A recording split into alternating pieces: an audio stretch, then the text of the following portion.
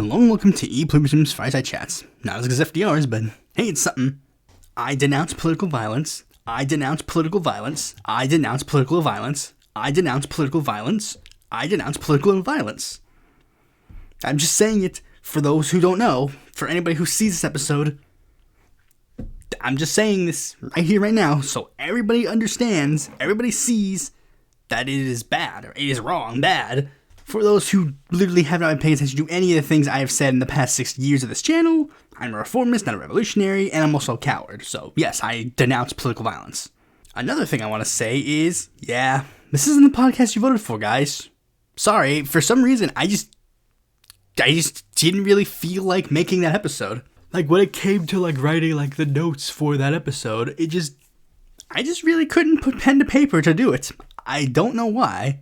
Don't worry, I think I will cover similar subjects to that in a possible main series video that possibly comes out next year. I don't know. Another reason was that I was very busy, like, editing the main series video that's going to come out at some point this week. I'll set up a premiere for it at some point this week.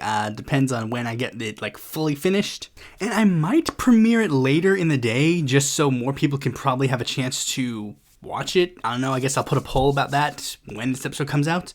With that out of the way, let's get right into the news. First, news story I didn't get to cover, Syria has fallen. Well, not Syria has fallen, but like Assad has fallen. I wanted to do a funny meme because I wanted to find a picture of Assad literally falling and then going like Assad has fallen, but you know, apparently there was no picture of him falling. But yeah, Assad has fallen. He has fled Syria, and now Syria is possibly going to do good things. You see, a lot of people are like really trying to like figure out like, oh, okay, so like what is this new Syrian like thing? What is Syria's new opposition going to do now that they are in charge? With them slowly transition, like they're going to transition like officially, like from what they say, they will leave their like they will remain in their position until March 1st of 2025 because they want to like, you know, make things as good as they can. Like, and it's an interesting thing that I really think is very fascinating because when Assad fled, like one of his top like bootlickers literally just basically bent the knee and just said, "Look, guys, I don't want there to be any more conflict, so I'll literally help you guys out." And he like committed to a peaceful transition of power, or at least as peaceful as it could be. And one of the first things that a lot of people in the West very much like saw interesting was the fact that many Syrians literally just went to the streets and just started doing a lot of things that are very fascinating. Like, for example, there are like Syrian women who like were getting interviews to Western media and were going like they didn't wear hijabs, so they're like, oh, they're free. Many prisoners who were in like Assad's like undemocratic prisons are now like they got freed and they're like happy and cheerful. And the new Syrian transition government, even though like yeah, the new Syrian transitional government, like let's be real, like they're not like that impressive. It's an Islamic fundamentalist group still, but they're clearly trying to make like clear a path to a different way for Syria. Which is also going to lead to one thing, because one thing that they want to do is that since Assad was ostensibly a quote-unquote socialist, he was a Ba'athist, they want to transition the new Syria into being a market economy.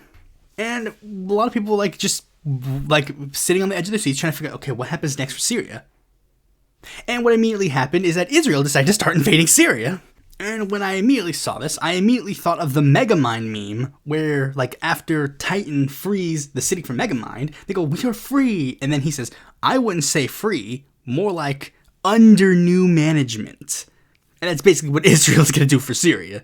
Hopefully that doesn't happen. Hopefully Syria is free, and hopefully Syria is going to transition into a better Syria for Syrians. And a lot of Syrians are hopeful that maybe that'll happen. In fact, the transitional government of Syria seems so happy and so enthusiastic and so optimistic about the future for them that they are literally asking for all the Syrian refugees to come home because they're like, we've succeeded. You are now free to live your lives here. But we'll still have to wait and see about Syria. Next story, a Gallup poll has shown a number that is a number that we've kind of expected to see on this channel already. It says here that a new Gallup poll has shown that 62% of Americans say it's the federal government's job to ensure everybody has healthcare coverage. Now, it goes on to say that it is the highest that it has been since 2006, when 69% of people said that healthcare should be covered by the government. First of all, nice. Second of all, is that true? I thought Gallup released polls that said that the U.S. government, like, people were in favor of, like, Medicare-For-All or a single-payer system.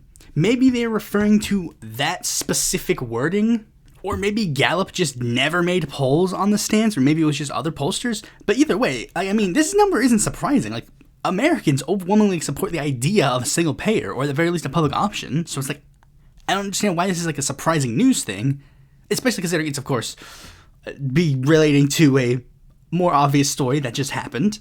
But it is just interesting to see, especially considering, again, Trump administration is going to come around, and now all of a sudden Democrats are going to start advocating a lot more openly for Medicare-For-All, even though it's not going to be able to pass. Well, we'll have to wait and see how things pan out. Speaking of things we have to wait and see how to pan out, this is a story that is actually, it's a bit of a continuing story, but it's also just like something, I'm going to use this to actually explain like a certain thing that I think is going to be a possible top priority. Okay, so this is a story about Lisa Murkowski, where she has stated during a meeting with the group No Labels, you remember they were the people who were trying to like make it so that Kamala Harris lost, and it turns out they didn't even need to do anything. She stated, "I'm not attached to a label. I'd rather be no label. I'd rather be that person that is just known for trying to do right by the state and the people that I serve, regardless of what party, and I'm totally good and comfortable with that." Going on to say, we've got a system in the Senate where there are two sides of the aisle, and I have to sit on one side or I have to sit on the other. She's saying that she's more of a Reagan Republican, you know, whatever. But here's the thing. Murkowski, like, this is the thing I need to explain. If, like, Democrats need to start talking to Murkowski, like, I gotta be real. If Democrats' best chance of winning the Senate in 2026 is very simple. We know that they're going to put a lot of effort into getting rid of Suzanne Collins. We're not going to put in a lot of effort to get rid of, Tom Tillis. We're not going to put a ton of effort in those two seats. We also got to put a ton of they also got to put a ton of effort in like certain close states like Michigan and Georgia, you know, whatever. But even if they manage to fulfill that, they won't be able to win. They won't be able to take the Senate. The only option they have to actually take the Senate is to, at the very least, get Murkowski to become an independent. They need Murkowski to become an independent, and then once they do that, they have to start talking to her and be like, hey, here's what you're going to do. Here's what we're going to do for you if you caucus with us. Ultimately, do I think Murkowski will do it? It's not impossible. It's not impossible for Murkowski to become an independent. Her relationship with the GOP has been very tenuous at best. Like, I mean, unlike Suzanne Collins, who is a lot more, like, it's a similar situation to Manchin and Tester. Like, Tester, he was considered like a moderate Democrat, like one of those guys, but he was a bit more of a like party line vote as opposed to Manchin, who was a bit of a wild card. Murkowski is a lot more of a wild card, while Collins inevitably is still broadly a party line vote. And this is like the 15th time that she stated, like, oh, well, maybe I will. Like, I mean, it's the same, and it mentioned the same thing, where it's like, oh, maybe I might leave that party, I don't know. And that's what Murkowski seems to be doing. Like, she's testing the waters. She wants Dems to go to her and basically like, we'll do this, this, and this if you leave. Remember, she endorsed Peltola for the at-large district. She's not opposed to the idea of working across the aisle and helping Democrats. So literally, the best case scenario for her, is to get her to become an independent. So at the very least, they can take away one Republican seat. That's the one thing that they need to do. It's the same thing with Dan Osborne. I didn't have any faith that Dan Osborne was going to be a reliable Democrat vote. I didn't have any faith that Dan Osborne was going to be a member of the Democratic Party, because all the people were literally trying to do like, oh, like even with 270 to vote, like 270 to win, they were literally like, oh, Dan Osborne is just going to be with Bernie or Angus King, and he's going to caucus with the Democrats. It's like, no, I don't think so. He's not going to caucus with the Democrats. He said he wasn't. He said that he was going to try and go it alone. But ultimately, I think it would be a situation where they will try to get... I think that's the thing they're going to try to do. They did the same thing, because don't pretend that this hasn't happened before. Democrats have done this before. Arlene Specter was going to face a very heavy primary challenge against someone else. I forget who he was going to run against. But like Pat Toomey, I think that's his name. Pat Toomey, yeah. Pat Toomey was going to run against him and it was going to easily beat him. And then Obama and Biden went up to Specter and said, hey, join the Democrats and we'll help you win. It didn't end up working because Joe Sestak came in and ruined that whole plan. But, you know, whatever. That seems to be the situation they want to do. They want to have at least one of the Republican senators to, like, they want Murkowski to leave the party. That is like obvious what they want to do. And that is the best course of action for Democrats to, this is just purely for people who are like Democrats. If you're purely focused on the idea of like numbers of the Democrats go up or the Republicans go down, if that's all you're caring about in this situation, then Murkowski leaving the GOP needs to be a top priority. There's no other option that will lead to Democrats winning the Senate in the next election. I mean, at the very least, you'll get 50-50. Yeah, but, regardless. Speaking of the next administration, let's talk a little bit about the fact that Trump supporters have been lied to. It's very obvious. Yeah, we all knew this. Like, all the people who are watching this video know this. Like, all the people who are watching this video, we know this. But a lot of Trump supporters just sadly really fell for the bait. The two biggest ones that a lot of people really fell for that have been crumbling this week is the notion that Donald Trump was a pro-peace candidate and the notion that he is somehow going to help lower the price of groceries. Because two things happened this week that literally just showed, like, oh yeah, he has absolutely zero interest in it. Oh, and apparently both of them have some relation to the fact that he just got Time Person of the Year. And they asked him some policy positions or whatever. And then he basically said, like, one of the things that he said was, oh, I'm open to the idea of sending military strikes to Iran nuclear sites to prevent them from getting nuclear weapons.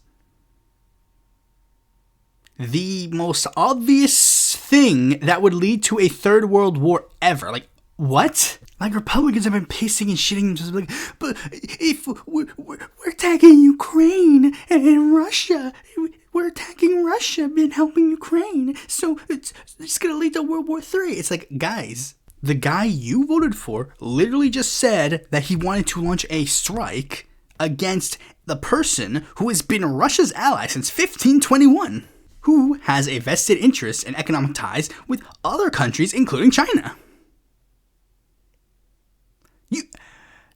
You guys are so fucking brain dead. I hate you. I hate every single Trump supporter because it's like, this is so fucking obviously, dude, the first thing, and this is just so, again, it's just so weird. It's like, how can you not know this? The first thing, like, this is the thing, it's like, but they have nuclear weapons. Guys, the first thing that Trump did when he got into office was that he destroyed the plan that prevented Iran from getting nuclear weapons. Iran and the United States had a deal where they would not have a nuclear arsenal under some conditions. And Trump said, no, we're going to destroy that deal. And now, shock of all shocks, Iran has a nuclear arsenal now, or at least is planning, or building one. And it's like, how do we prevent this? It's like, what do you mean? You caused the problem. You caused the problem.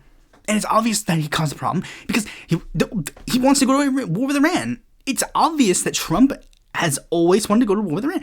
That is the thing that, like, the GOP and, like, the Democrat Washington, like, the Washington consensus, like, neoliberal, neoconservative establishment, they just hate Iran and they want to kill them, which is strange because they literally propped up this. They propped up the Iran. They propped up the current administration that is in Iran. Now they're mad at it. It's not going their way, and they're like, now we gotta attack them. It's like, it's so fucking stupid. And another reason why is because they're all like taking Israel's cock up the ass, like, because that is what it is. Again, Trump literally said, "Hey, we're gonna help Israel invade Lebanon and Iran." It's like, why? And here's what's gonna happen: every single one of these people that are gonna be like, "Oh, like we're the anti-World War III people," they're gonna immediately jump on the bandwagon once Trump says that he actually wants to declare war on Iran. They're gonna immediately jump on the bandwagon because they all are Trump's like cock sleeves. That's what they are. That's what all the conservatives are. That's what they all are.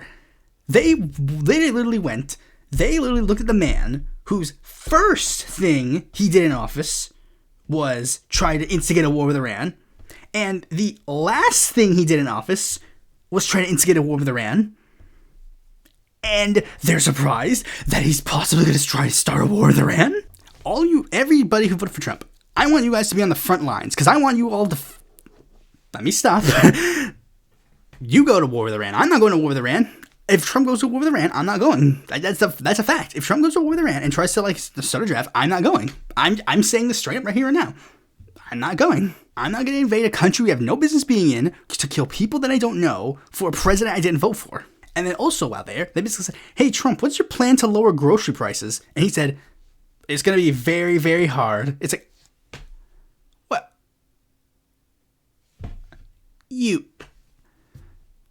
It's like, of course, he doesn't care about lowering grocery prices. He used you as pawns. He took your legitimate anger on other things and then funneled it into, again, you guys are literally, you guys are lemmings jumping off a cliff. You guys are literally, you guys are the Tom and Jerry meme where Tom has the gun and the gun is pointed at his head. That's what you guys are, because you guys did this to yourselves. Every single step of the Trump administration, grocery prices are going to go up immensely because he has already stated multiple things he wants to do that are going to raise grocery prices. He wants to institute tariffs on products from Mexico and Canada and everywhere else around the world, which will lead to the countries either to raise the prices on all their goods, providing absolutely zero incentive for American companies to lower the prices or to do anything that would actually fix anything, and at worst, lead to those countries to just not trade goods in America, which is very, very bad, especially considering, again, one of the people who wants to target with this policies is Mexico, and Mexico gives the United States 60% of all of our fruits. I wonder if removing 60% of the fruit supply in America is going to cause prices to go up or down. And on top of that, he wants to then deport a majority of the workforce for American-made goods, so that way, when guys, you don't understand. There's I saw a fucking video of I think it was, I don't remember who it was, but it was the South Dakota farmer that literally said they voted for Trump, but they also didn't believe that Donald Trump would do the mass deportations, because he literally then just says oh yeah, if Trump does the thing that he says he was doing during the campaign, if he does that, then we're fucked, because prices are going to go up immensely because there's going to be less people working in the fields to make more products available to the United States. Supply and demand. Less stuff coming in, prices are going to go up. Look, I'm going to be real. I'm just going to say it. You guys are stupid. I have Trump supporting family members. If they ever get into an argument with me, I'm just going to say it. I'll just say it. I don't care. You all literally played yourselves. You guys played yourselves for fools. And this is another reason why this story is so stupid, is because it involves the next story, because there are easy ways to lower the prices of groceries. Very easy ways. I mean, this one doesn't get into the idea that is just a bit more obvious, but he gives an idea that is also a good idea, because I'm officially announcing I'm endorsing a candidate in the New York City mayoral race.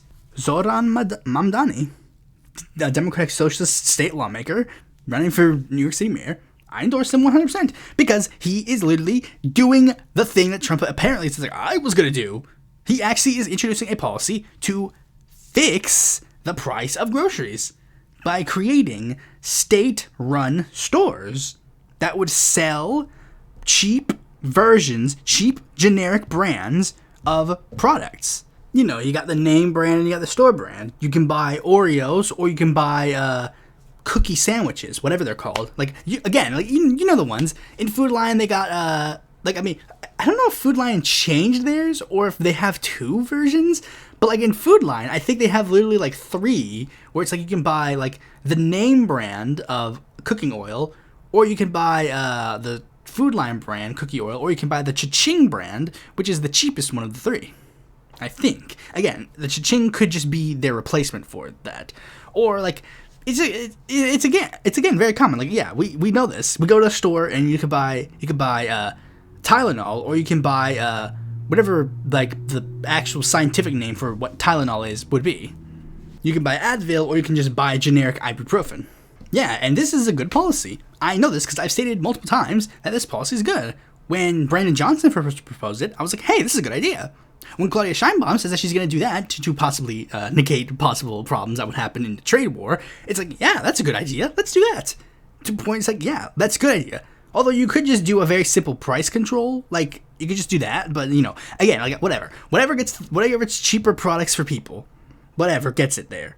Like, and another way you can get cheaper products is to just give people more money, you know, UBI or raising wages. You know, again, it doesn't matter, but all I'm seeing is helping the people who are lower income get the food, or cut out the middleman and just give them the food free. I don't know. Again, whatever you can do to get that done.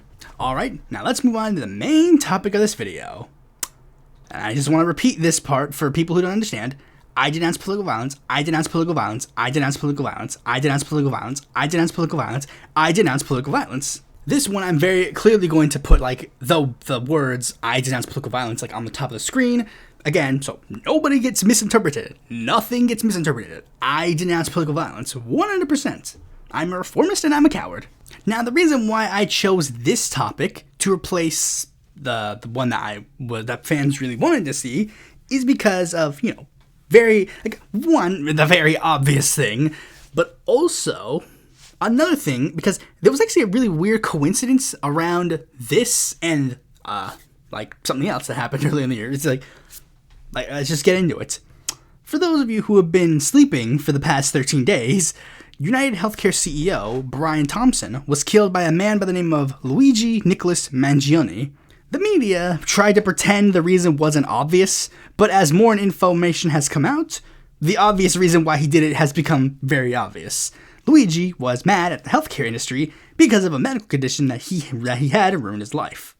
Seemingly personally, you know, a very interesting thing that came out with the story was like, you know, like he had a back injury where it's like he fell, got a back injury. I think I don't remember like the actual like term for it, but like basically a part of his back literally like jutted out, like it caused like one of his like vertebrae to like get out of place, and he had to get like a thing put inside of him to keep it in place.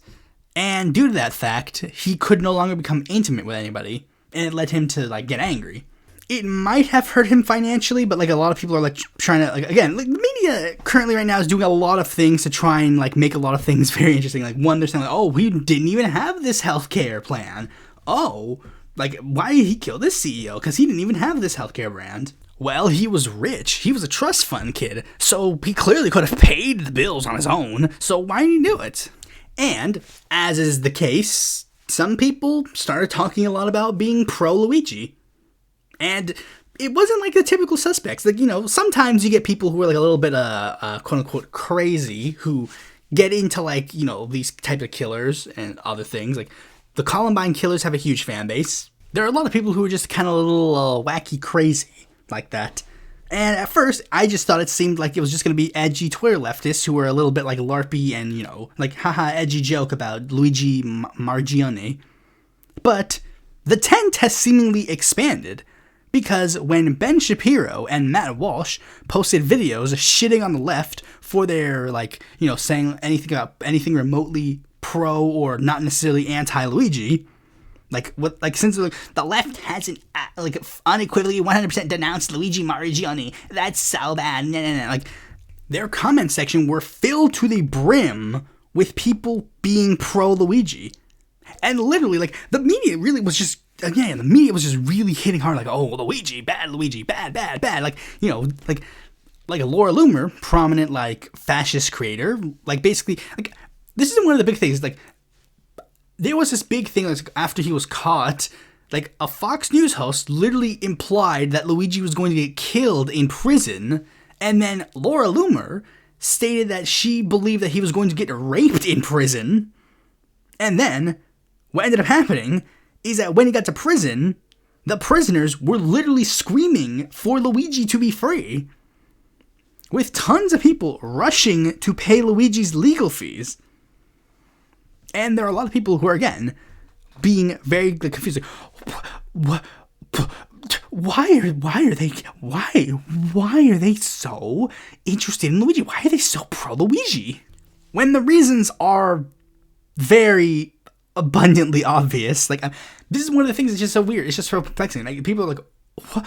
Why are they pro Luigi? It's like, guys, it's very obvious. People hate Brian Thompson. Like, I mean, not even necessarily Brian Thompson himself. I guarantee you that a lot of these people didn't even know who Brian Thompson was until December 4th when he died. I know I sure as hell didn't know. I don't know who are the, like, top healthcare CEOs in the United States. I don't care. I don't care to learn about that.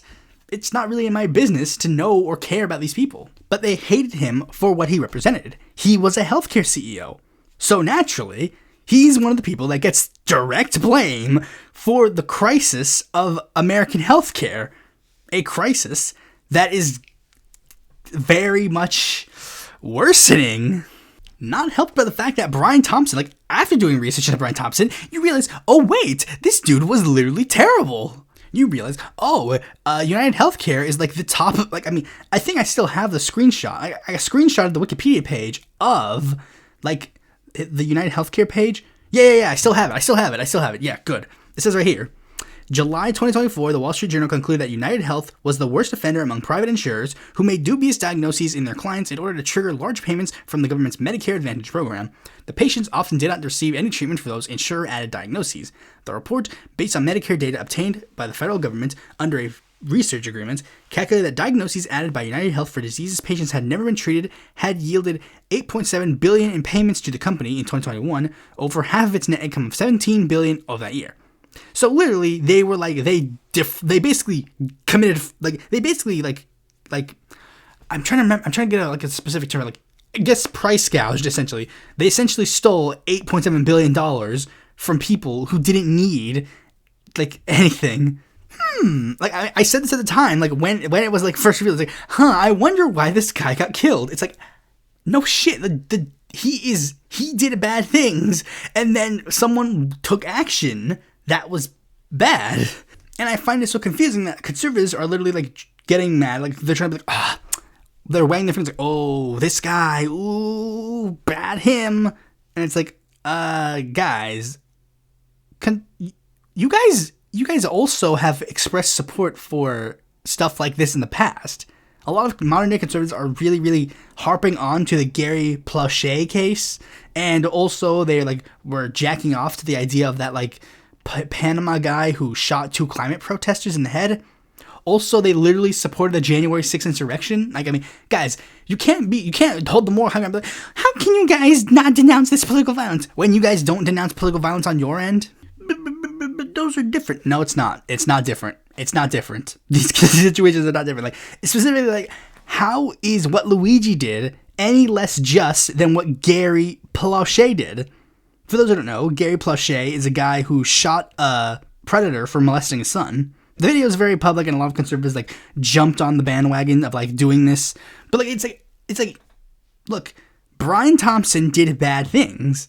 He was a healthcare CEO who stole $8.7 billion from people giving them BS claims. And a lot of conservatives, again, they jumped on the bandwagon of these other cases because they believe that those cases were just. Why are those cases just and not what Luigi did? There's a reason why they like what those other people did, but not what Luigi did. And it's the same reason why there are so many people who are very much touting, like, praising Luigi. Because ultimately, at the end of the day, we all acknowledge that, like, I think a majority of Americans and a majority of people around the world agree violence is bad. You know, that's not really a hard-pressed topic. Majority of people agree violence is bad. But people also understand that there are some cases, some exceptions, where people can go, well, okay, violence is generally bad, but in certain cases, you know, they can make exceptions. For example, if you have a child, and then your child gets picked up by some dude, literally just like some dude walks up to your child, picks him up, and starts running away, like, and then you, like, grab a bat and hit that guy over the head, it's like, no, like, is someone really gonna go up to you and be like, you shouldn't have done that? No, no one's gonna do that. If somebody breaks in your house and you have a gun, you have the right to enact violence on the person who broke into your house. And in a political context, there are some people who argue that certain political causes can justify bad things. For example, John Brown. We all know the story of John Brown, an abolitionist. He did some political violence. We all know that. And there are a lot of people who want to argue about John Brown's political violence and explain like, oh, well, they either want to do a full-on denunciation of everything bad that he has done, but also want to do a lot of other things. Like some people look at the case and go, well, yes, John Brown murdered people. That is bad and that is wrong. Then other people go, John Brown, at most, can be, like, determined to have killed 16 people in his lifetime. Meanwhile, the U.S. enslaved 10 million people. So, if you're gonna go purely by a numbers game, whose crime is more severe? People in the United States admire George Washington, despite the fact that he committed political violence. I admire Emiliano Zapata, despite the fact that he was quote-unquote violent. But also, it's because, like, with a lot of these cases, it's like, well, there was no other option left. Like, again, our country would not exist if it weren't for political violence. Of course, some people would argue that if their side is the one doing it, then of course, then it's different. If their side is doing the thing, then that's different. People inherently are not opposed to the idea of violence. They're generally opposed to it, but they'll make exceptions for quote-unquote the right reason. And to each individual person, they have different layers of what is considered acceptable. And to many Americans, they believe, like, to a lot of people, it seems like they're making an exception for Luigi because they're looking at the numbers game. Like, Luigi did one, Brian Thompson did a lot. And another thing that's different is that a lot of people well, we see Luigi kill Brian Thompson. However, unless you are a person whose healthcare industry is directly related to United Healthcare and, like, saw that person die, then it's like, well, that's more in the abstract. And conservatives also kind of, like, are telling on themselves by going so far as to, again, like, they're like, going around and be like, oh, fuck Luigi. Luigi did this bad thing, blah, blah, blah, blah. But on the other end, it's like, oh, yeah, Kyle Rittenhouse and Daniel Penny are heroes. What they basically say is very obvious. It's okay for the commoners to go, but not someone important, like a CEO. It's also why a lot of people have been muddying the waters about the case. You know, not acknowledging the motive until it was very obvious.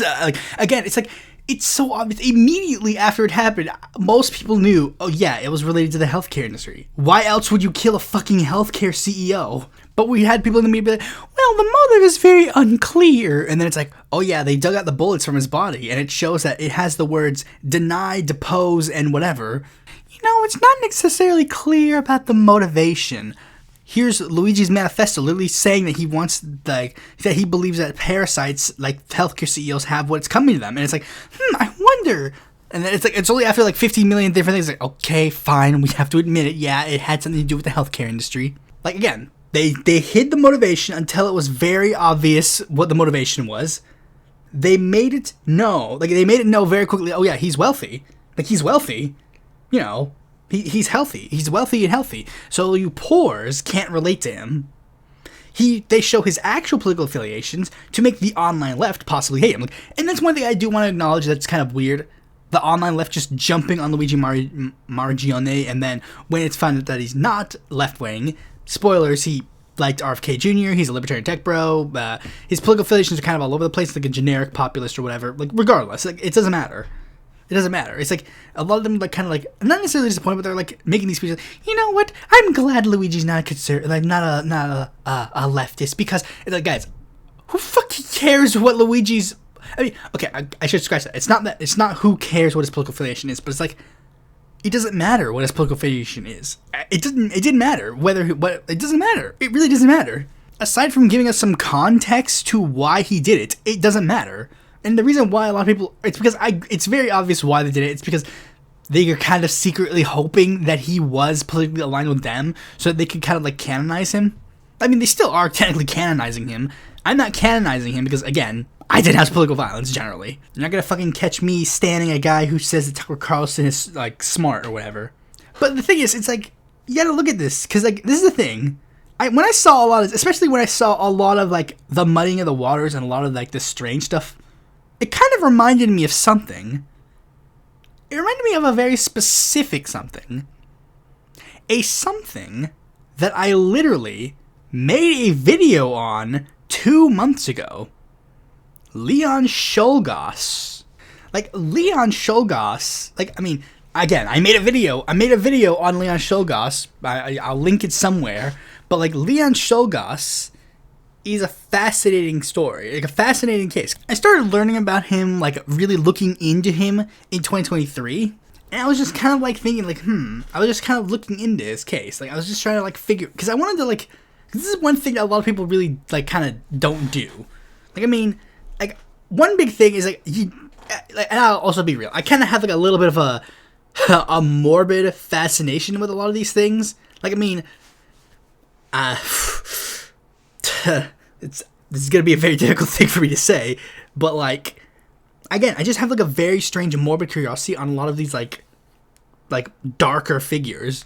I mean, when I was younger, I watched a fucking like YouTube channel called Monkey Jones, who makes like fucking like who made like fucking 10,000 videos on a guy who was an incel who like drove his car into like the street and killed a bunch of people. I've watched a couple of video essays on like some, again, like figures. It's just like figures that are like bad and obviously worth denouncing, but you know, just to get like in their head, just to kind of see like why. And that's a similar thing with Shoggoths. I wanted to know why, because that's again a big thing. They teach like, you don't really know much about the Shoggoths. Like, I mean, really, when you go to school, I genuinely want to know, how many of you in school actually learned about Leon Shoggoths? Like, I mean, I just want to know, like, just tell me like your presidential assassin like history in school, because like from my recollection, here's what we get. We get a little bit of an understanding of, like, John Wilkes Booth. We get a little bit of understanding about, like, Lee Harvey Oswald. We know basically nothing. We get nothing in, like, regards to Shoggoths or Guiteau. Like, Guiteau, we learn nothing about in school. At most, in Shoggoths, we get McKinley was killed by an anarchist. I remember, like, and even then, I think it was just because I read a blurb in, like, you know how in textbooks they have, like, pictures, and then under the picture they have, like, a little caption? I'm pretty sure, like, I read a caption underneath a picture of a McKinley being assassinated. Like, I mean, I'm pretty sure a lot of the pictures of the assassination don't even have Shoggoths look right. Like, I think a lot of them have mustaches in the picture. So, again, it's, like, it's weird muddying the water. It's, like, I mean, and I wanted to know, like, why did he become an anarchist? Why did he feel the need that this was the route he needed to go? Some of it because of morbid curiosity, some because, you know, thought maybe it could be an interesting video. I mean, Salmonella didn't get to do his Leon Shoggoths video, so I was like, hey, maybe I'll have my chance. And learning a lot about Shoggoths' history, and learning a lot about the political history surrounding Shoggoths, and the administration of McKinley, and a lot of the other things, you know, it starts to, like, when you start looking into it, you start to realize, I think I know why they don't teach about Leon Shoggoths in school. If you leave it as just, oh, he was an anarchist, that's all you get. It's like, oh, he's an anarchist. You leave it at that, you don't gotta do much of explaining. It ignores the socioeconomic reasons why Leon did what he did. He saw capitalism fail, and he was pushed into radical politics, and those radical politics pushed him into a more radical direction than before. Like, I mean, Leon literally at any point could have been different. Like, he could have stopped at just being a socialist. He could have stopped at just being an anarchist and not be violent. But no, he went all the way because he saw the situation and he pushed him down that path. And if you actually want to stop this kind of stuff from happening in the future, you need to actually do things to fix the problems that cause this to happen. But that's not what the people in power want. The people in power want just this problem to magically go away without having to actually do anything to address the problem. That's one of the big differences between me and all these other people. Like, a lot of the other, like me, just wants to go, violence bad, move on. No, I want to go, yes, violence is bad. Why did this guy feel the need to commit this violent route? And then you go, look at this thing. This is why he did it. Maybe we should fix the thing that caused him to do this bad thing, and then maybe more people won't be inclined to do the bad thing. And again, like, the reason why they don't teach about Shoggoths is very simple. In the many years since McKinley's assassination, exactly what has changed? Has wealth inequality changed for the better? Has the poor gotten any wealthier? Have any of these things happened? No. Literally, after what happened, like, literally, here's what happened. McKinley died, and they went, wow. Anyways, and then just moved on. like literally, they appointed Roosevelt to be president, and then they just moved on with their days. And I just realized the fucking, like, dumb thing. It's like, not for Lincoln's assassination. When Lincoln was assassinated, they immediately changed course. Like, when Lincoln was assassinated, Johnson became the president, and then he took a radical rightward shift in regards to the South. So it's okay to make changes for the right, but it's not okay to make changes for the left. Interesting. As I said before, I denounce political violence. But, again, it is the solutions to that people don't understand. Their solution is, the solution of many of the mainstream media is denounce and then move on. Just wag finger, move on. I'm not in the mood to wag finger and move on. Same thing, it's again, I've said it multiple times. I'm denouncing political violence. I denounce political violence. I don't like it. I hate it. And I'll give some reasons why in a bit. But the thing is, it's since I am such opposed to political violence, I want political violence to end. I want it to go away.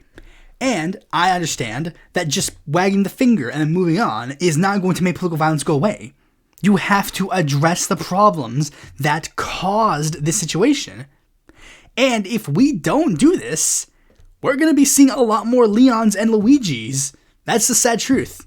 When the cries of the nonviolent go unheard, don't be surprised when they take action. It's the same thing that's going on with Palestine.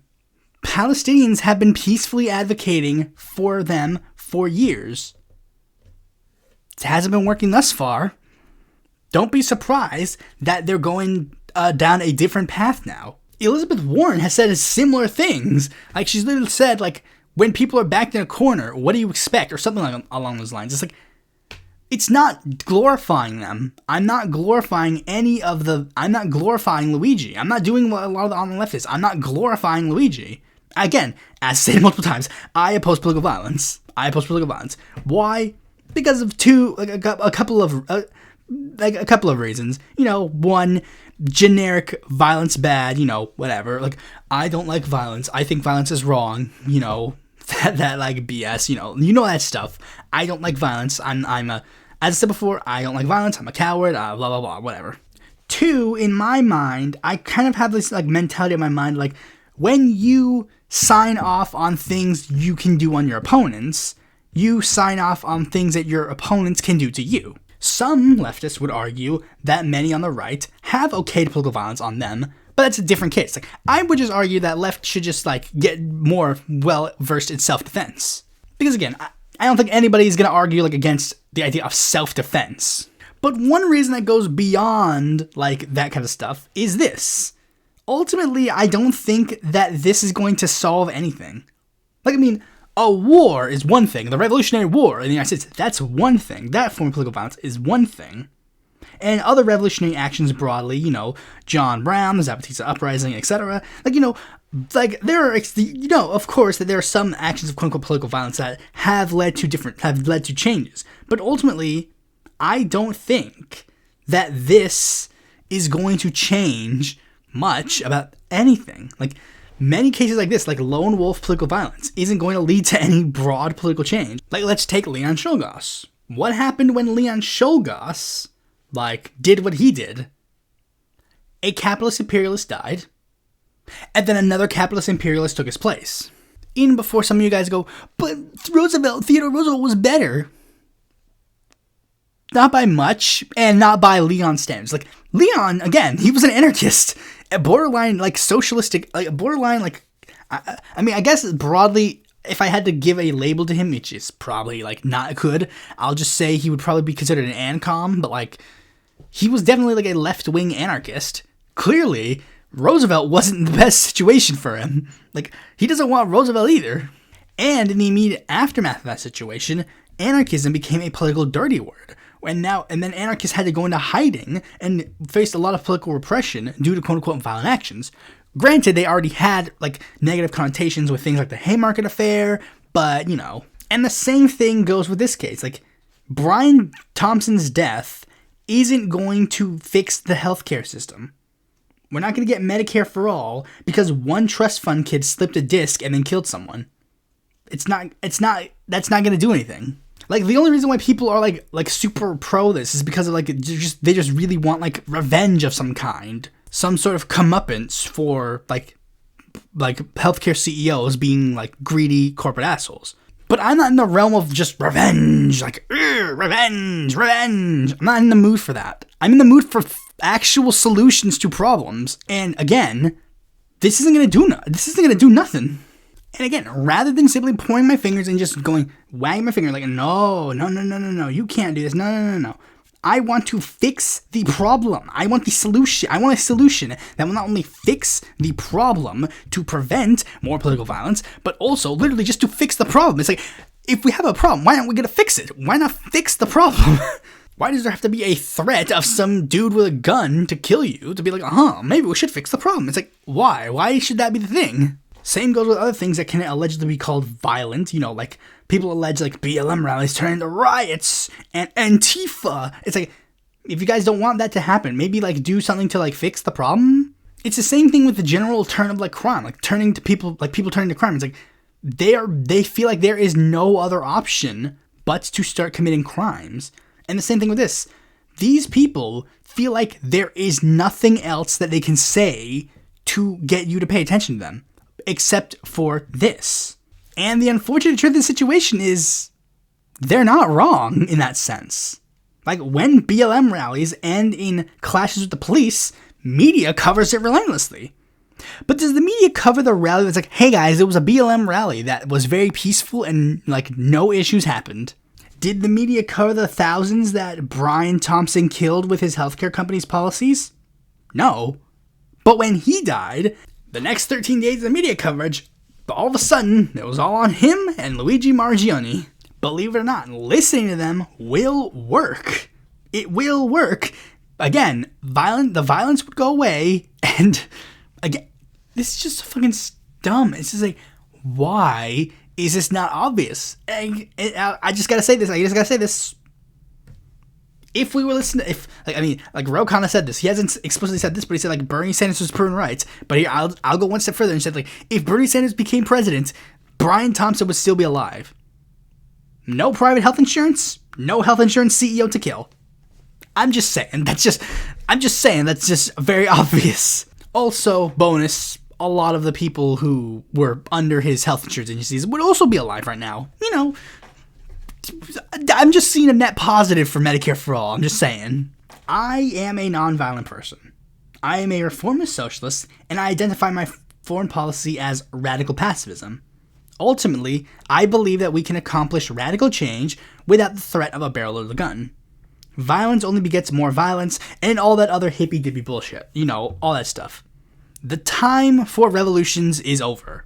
And many times, radical political violence that are even allegedly for the quote-unquote good, lead to worse outcomes. France, Russia, China, Cambodia, Nicaragua led massive violent political uprisings that were supposed to lead to good things. I'm a socialist, and they're like, these guys are advocating for socialism too, so clearly you must like that. It's like, well, no, what ended up happening is that all these places turned into authoritarian regimes, which is completely antithetical to everything I stand for. Although you could argue it was already antithetical to everything I stood for because of revolutions. But, there's, most people argue, it's easier for people to go, it's easy. It's also another thing that's easier. It's it's easier for someone in America to argue in favor of a revolution in another country. Like, for example, Syria just did a revolution, and that was probably violent. And I think, hopefully, Syria will come out on top in that situation. It's easier for that, for people to go with the over there, in the same way it's also, easier for people to go, oh yeah, but, in the past, it was okay. It's why I'm able to be a bit more John Brown was cool, Zapata was cool, despite the fact they did violence, but I'm not necessarily, comfortable being oh, what Luigi did was good, or whatever. Also because I know this isn't going to change much. Ultimately, because, especially, again, with hindsight's 2020, John Brown, for lack of a better term, won out in the end. He didn't win in the short term, but in the long term, he won. And ultimately, we've gotten a lot of positives, and we've gotten stuff that's at least hypothetically closer to what John Brown wanted. And with Zapata, he didn't win in the short term, but in the long term, he also won. And again, it took a little bit of trials and tribulations, but inevitably, Zapata's dream kind of got fulfilled, at least partially. But I think, especially in the modern day, it seems like nonviolence and more peaceful measures are better solutions. I mean, civil rights movement, that did good. And again, hopefully, changes in the healthcare system have come a lot more through nonviolent means as opposed to violent means. I think various forms of nonviolent activism can be good and beneficial to society. But I also think that I want to do things I can to help make sure that the solutions are not only like fixed to prevent political violence, but also to like broadly fix the solutions, like broadly fix the world. And the biggest thing is I really hope I succeed. I really, really, really hope I succeed. Because the fact of the matter is, if I don't succeed, there are people who are going to look at me and see what I'm doing and go, this guy advocated for nonviolence, and it failed. And as has happened in the past, they'll make a decision that is ultimately going to be a net negative. And that's why, again, I denounce political violence. Thanks for watching this video. Be sure to like, comment, share, subscribe, and click the bell to notify when a future video of mine comes out. And if you choose more content from me, consider supporting me on Patreon. I denounce political violence.